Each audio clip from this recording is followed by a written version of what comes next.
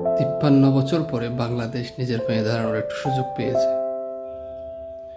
কারো তোষামতি না করে, দাবেদারি না করে নিজের পায়ে নিজে দাঁড়িয়ে কথা বলার একটু হিম্মত অর্জন করেছে।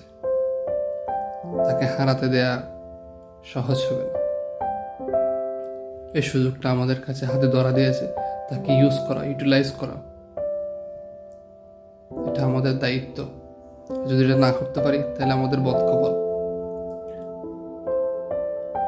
53টা বছর এভাবে চলে গেছে, খাই গেছে কেউ, খাবে কেউ। 80+ এই বৃদ্ধ মানুষটি যখন শেষের দিকে হাল ধরল, আসুন না সবাই মিলে তাকে সমর্থন করি, এগিয়ে যেতে সাহায্য করি। নিঃসন্দেহে তিনি নিখাত একজন ভদ্রলোক, যার ভদ্র হয়তো আগামীতে সুন্দর একটা বাংলাদেশের স্বপ্ন দেখতে পারি আমরা। উনি বেশি দিন বাঁচবে না।